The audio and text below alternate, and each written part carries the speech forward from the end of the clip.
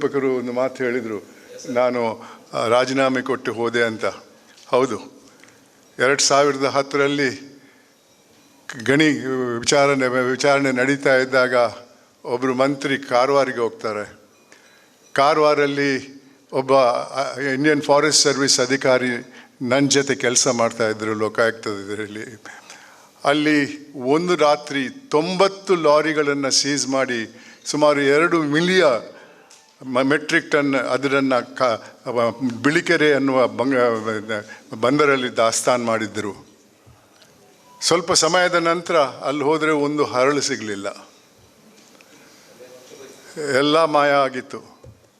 ಆ ವಿಚಾರಣೆ ನಡೆಯುವಾಗ ಮಂತ್ರಿ ಕಾರವಾರಿಗೆ ಹೋಗ್ತಾರೆ. ಅವರು ನನ್ನ ಅಧಿಕಾರಿಯನ್ನೇ ಫೋನ್ ಮಾಡಿ ಬಂದು ನನ್ನನ್ನು ಭೇಟಿ ಮಾಡಿ ಅಂತಾರೆ. ಅವ್ರು ಹೇಳ್ತಾರೆ, ನೀವು ಎಲ್ಲಿದ್ದೀರಿ ಸರ್ ಅಂತ. ಅವರೊಂದು ಅಡ್ರೆಸ್ ಕೊಡ್ತಾರೆ. ಆ ಅಡ್ರೆಸ್ಸಿನ ಬಗ್ಗೆ ಈ ಅಧಿಕಾರಿ ಹೇಳ್ತಾರೆ, ನನಗೆ ಅಲ್ಲಿ ಬರೋಕ್ಕಾಗಲ್ಲ, ಆ ಬಿಲ್ಡಿಂಗ್ ಮಾಲೀಕರ ವಿರುದ್ಧ ನಾವು ಚಾರ್ಜ್ ಶೀಟ್ ಹಾಕಿದ್ದೇವೆ, ನನ್ನನ್ನು ಅಲ್ಲಿ ಕಂಡ್ರೆ ತಪ್ಪು ತಿಳುವಳಿಕೆ ಬರ್ತದೆ ಜನರಿಗೆ, ನೀವು ಇನ್ನೆಲ್ಲಾದರೂ ಸರ್ಕಾರಿ ಬಿಲ್ಡಿಂಗಿಗೆ ಬಂದು ನನ್ನನ್ನು ಕರೀರಿ, ಬರ್ತೇನೆ ಅಂತ. ಇಲ್ಲ, ಮಂತ್ರಿಯವರು ಹಠ ಹಿಡಿದ್ರು ಅಲ್ಲೇ ಬರಬೇಕಂತ. ಇವರು ಸ್ವಲ್ಪ ಜೋರಾಗಿ ಇಲ್ಲ ಬರಲ್ಲ ಅಂತ ಹೇಳಿದರು. ಆವಾಗ ಮಂತ್ರಿಗಳು ಚೀಫ್ ಸೆಕ್ರೆಟ್ರಿಗೆ ಫೋನಲ್ಲಿ ಮಾತಾಡಿ ಆ ಅಧಿಕಾರಿಯನ್ನು ಅಮಾನತಲ್ಲಿಡ್ತಾರೆ. ಆವಾಗ ನಾನು ಚೀಫ್ ಸೆಕ್ರೆಟ್ರಿಗೆ ಹೇಳಿದೆ, ನನ್ನ ಹತ್ರ ಒಂದು ಮಾತು ಕೇಳ್ಬೋದಿತ್ತಲ್ಲ, ನನ್ನ ಜೊತೆ ಕೆಲಸ ಮಾಡ್ತಾಯಿದ್ದೆ ಅಂತ ಅಧಿಕಾರಿ. ನಾನು ಆದೇಶ ಹೊರಗಡೆ ಮಾಡಿ ಆಯಿತು, ಆದ್ದರಿಂದ ನನಗೇನು ಮಾಡೋಕ್ಕಾಗಲ್ಲ ಅಂತಾರೆ. ಆವಾಗ ನಾನು ಗವರ್ನರ್ಗೆ ಪತ್ರ ಬರೆದೆ, ನನ್ನ ಜೊತೆ ಕೆಲಸ ಮಾಡ್ತಾ ಇದ್ದಂಥ ಪ್ರಾಮಾಣಿಕ ವ್ಯಕ್ತಿಯನ್ನು ಅಮಾನತು ಮಾಡುವಾಗ ನನ್ನನ್ನು ಕೇಳಿದೆ, ನನಗೆ ಅಂತ ಅವರನ್ನು ರಕ್ಷಿಸುವಂಥ ಅಧಿಕಾರ ಇಲ್ಲದೆ ಇದ್ದರೆ ನಾನು ಈ ಹುದ್ದೆಯಲ್ಲಿ ಇರೋಕ್ಕೆ ಅರ್ಹನಲ್ಲ ಅಂತ ನಾನು ರಾಜೀನಾಮೆ ಕೊಟ್ಟೆ. ಸುಮಾರು 1 ವಾರ ನಾನು ಆಫೀಸಿಗೆ ಹೋಗಿಲ್ಲ. ನಾನು ರಾಜೀನಾಮೆ ಗವರ್ನರಿಗೆ ಕೊಟ್ಟೆ. ಗವರ್ನರ್ ಬೇರೆ ಪಕ್ಷಕ್ಕೆ ಸೇರಿದವರಾಗಿದ್ದರು. ಅವ್ರು ಗವರ್ನರ್ ನನ್ನ ರಾಜೀನಾಮೆ ಒಪ್ಪಲಿಲ್ಲ. 1 ವಾರದ ನಂತರ LK ಅದ್ವಾನಿಯವರು ನನಗೆ ಫೋನ್ ಮಾಡಿದರು, ಈ ರೀತಿ ಒಳ್ಳೆ ಕೆಲಸ ಮಾಡ್ತಾ ಇದ್ದೀಯಪ್ಪ, ಯಾಕೆ ರಾಜೀನಾಮೆ ಕೊಟ್ಟೆ? ನಾನು ಹೇಳಿದೆ ಈ ರೀತಿ ಆಗಿದೆ ಅಂತ.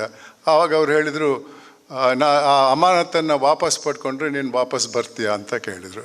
ಬರ್ತೇನೆ ಅಂತ ಹೇಳಿದೆ.